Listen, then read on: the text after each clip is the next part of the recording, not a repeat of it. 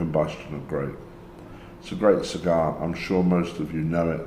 I wanted you to see what I thought right the way through. So we're going 8, 8.5 and 9. I'm probably going to confound you all because I'm going to try the original Churchill, which used to be the mother of all cigars size-wise, and now it's in a 49 ring gauge, so it's not the mother in terms of size. Again, this cutter is lovely. It really is so smooth. This cutter must have cut 20,000 cigars. It's still going strong, hasn't needed to be sharpened.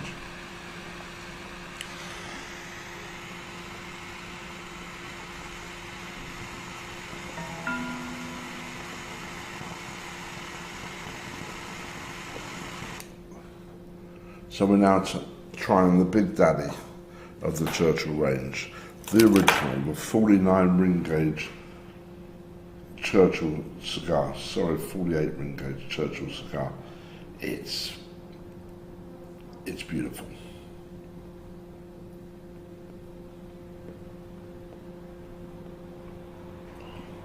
The length determines the fact that the smoke is coming to a slightly less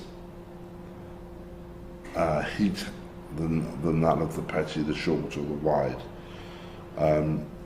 The taste on these is better. That's because of the length. There is no doubt. But this is an hour's smoke. All right, and an hour and 15 minute smoke if you're not an industrial smoker. Superb. Combustion, superb. Moisture, because I keep it wetter, because it's longer and it can handle more moisture, and it drinks more, obviously.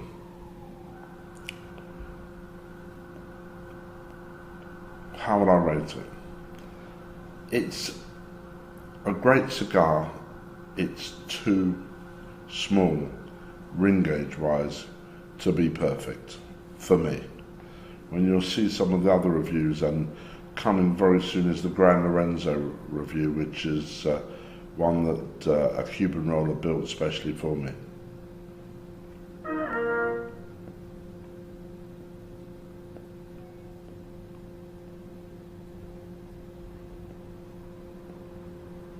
I do like this.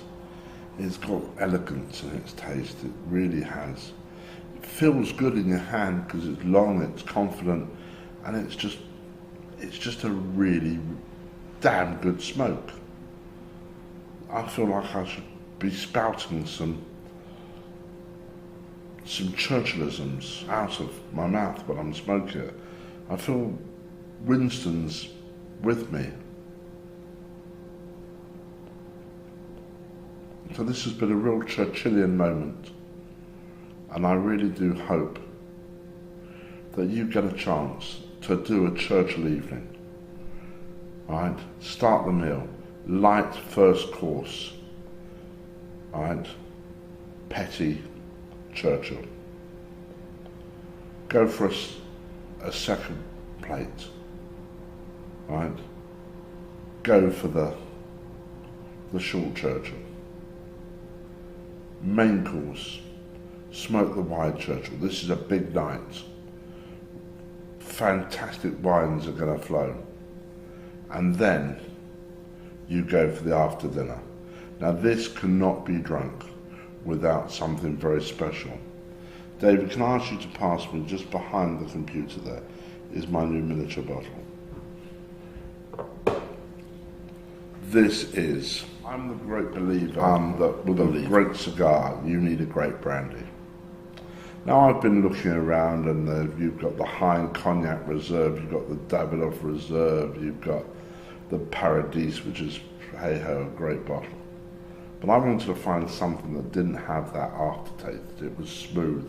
It was wonderful. So myself and my partner in the brandy business, David, decided that we would search out what we would regard as the very, very best XO money could buy. So we went down to a little chateau called Croisset in Cognac, and we persuaded them there to let us open an 1800 and something. Can't tell you, it's a state secret what year. But it's halfway between 18 and 1900 as a little guideline. And the sommelier there, whose family have been the sommeliers right the way back, they were the original sommeliers to Napoleon. They brought this brandy into being for us. This brandy, which has got a rather Churchillian silhouette of my fat self when I was slightly fatter, 5 stone ago actually, when I had that done, but I'm trying to keep it off. I haven't had a drink since we did the tasting of this, and now the production has come in, and on June the 6th I'm going to be back in and taste this, do a special tasting for you with quite a range of cigars. But this is really for that Churchill's, right, the big one. Sitting there on your terrace, on a hotel terrace, with your Santa Madura XO and smoking your Churchill cigar. Life could possibly get no better. It all comes to the end when you finish the bottle and you finish the cigar, and life goes back to its mundane self. But whilst you're in that moment, enjoy, and thank you for listening to my dulcet tones.